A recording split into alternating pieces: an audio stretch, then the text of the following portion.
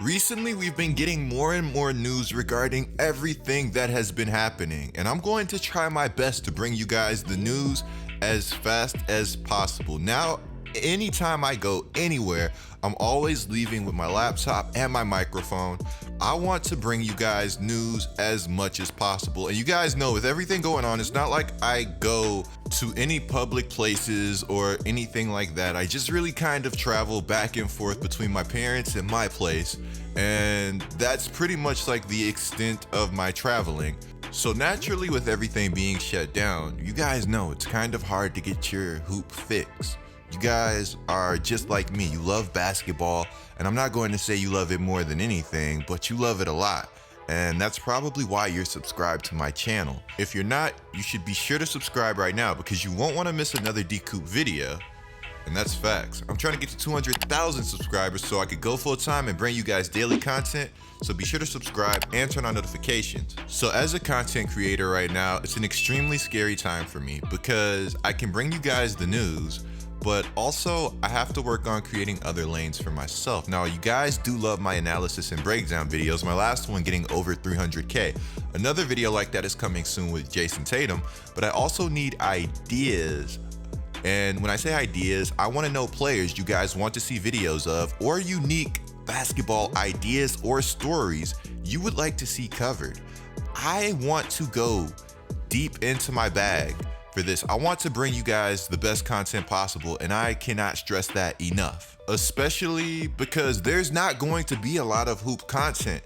We don't have a lot to work with as basketball fans, and I'm sure you guys understand where I'm coming from with this. This isn't like the NBA lockout, even though some players are still going out and trying to train in these team facilities, and I'll talk more about that later. What's going on right now is unheard of, is unprecedented. I've never seen anything like this in sports history. Now, with that being said, one way I plan to bring you guys some different content is streaming. Be sure to follow my streams, twitch.tv/GETLIKECOOP. I have a lot of content I want to bring you guys from 2K. I know a lot of you guys have been requesting to see me play 2K. Not just 2K though, Fortnite, COD. I'm pretty much nice at all those games, but you don't have to listen to me because seeing is believing, and you can see it live on Twitch. Okay, so let's check out some of the news. Now, you guys know, like I said earlier in this video, and as I've said earlier in a lot of my videos, things have been ramping up big time. There's kind of this mass confusion, and a lot of people just don't know what's going to happen next. And honestly, that's a pretty scary feeling. So we have Adam Silver and the NBA trying to make the best of a potentially terrible situation, and not even potentially, it's a really tough situation. Since becoming commissioner 6 years ago, honestly, I feel like Silver has been placed in quite a few tough situations. And to be relatively new, I guess it's up for interpretation how he's been handling them, but I'm interested in knowing what you guys think about Adam Silver and how he's handled everything, not just this situation, down in the comments below. So let's start off with some of Woj's reports. Now, Woj is typically my go-to for NBA information, Woj or Shams. Let's get this out of the way right now. Comment down below who's better, Woj or Shams, and I'm interested in knowing why. Leave the video playing. I'm interested in knowing why you guys think that either of these guys are better. Now, with that being said, Woj reported CDC recommendation of no events of 50+ people for the next 2 months comes as a number of NBA owners and executives increasingly believe a best case scenario is a mid to late June return to play with no fans. The league is scouting for possible arena dates all the way through August. Okay, so before we move on to the next piece of information, there's a few things that I took from this. You guys remember the original 30-day NBA suspension? Why don't we just go ahead and toss that out of the window? That was extremely modest when I first heard it, and honestly, the NBA viewed it as that, but a lot of people, they looked at it as Oh my goodness, no NBA for 30 days. No, my friend, no NBA for at least 30 days, and that being an extremely modest timeline. And now we look, and things are being set all the way back to June. And even June, I view as an extremely modest timeline. But it seems like the NBA is being really proactive, and it's going to try its best to ensure that its players do not come down with it, but also to ensure that they try to minimize the revenue that is going to be lost from this whole thing. And I mean, let's be realistic. It takes over 50 people to run an NBA game anyway. Assume 2 rosters of 15 players each. That's already 30 players. Then let's talk about the coaching staffs. Some teams, they have big coaching staffs. What does that already put us at least 40? And then we're not counting the officials and the security needed to make sure that nothing happens.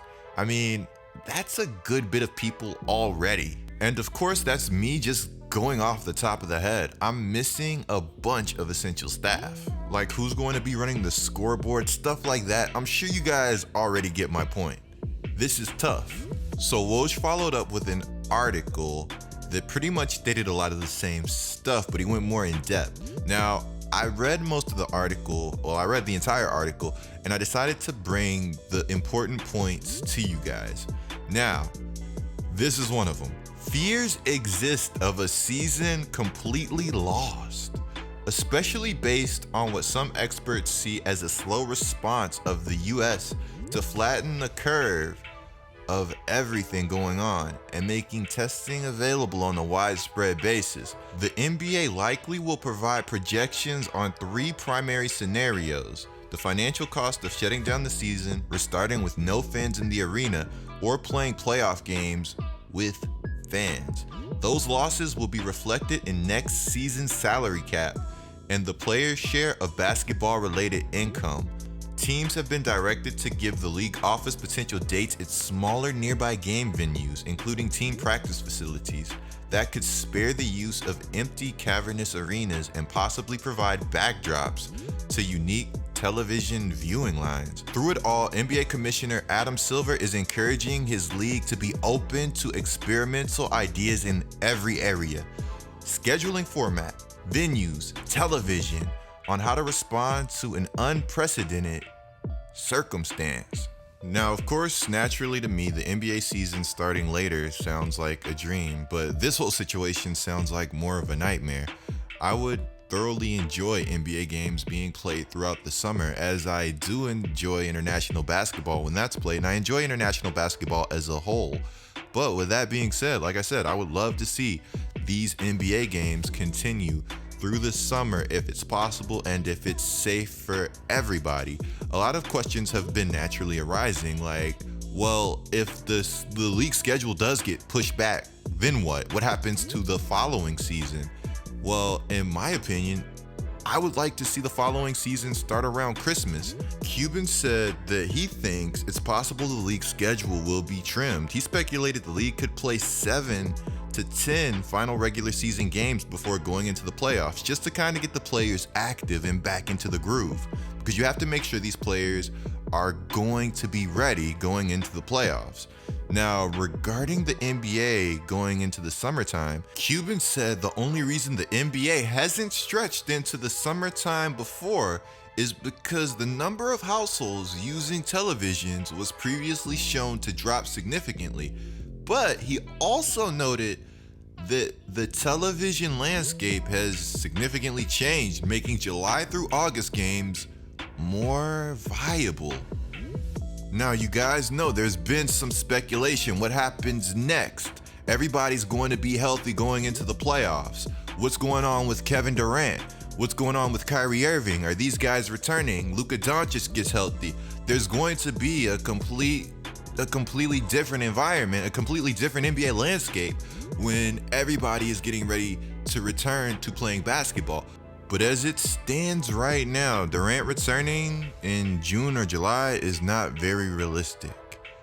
That's coming from Durant's business partner, and that is a recent report. Now it's interesting because there were reports before all of this that Durant wanted to play international basketball. I can't stress enough how much the NBA is going to change with this extended break. I hope we don't get this historic LeBron James season taken from us, because it's clear that LBJ was on the path to doing something special. Imagine him with this extended absence, this extended rest period. But this doesn't just go for LeBron. Imagine how intense the playoffs would be as a whole. With the style of basketball Houston plays, you can't tell me those Rockets didn't need a break. Which brings up another topic. We do have All-Star Weekend, but should the NBA look into implementing bye weeks? Or maybe just possibly more breaks and less games? Let me know what you guys think down in the comments below. This would change the record books, so it's a slippery slope.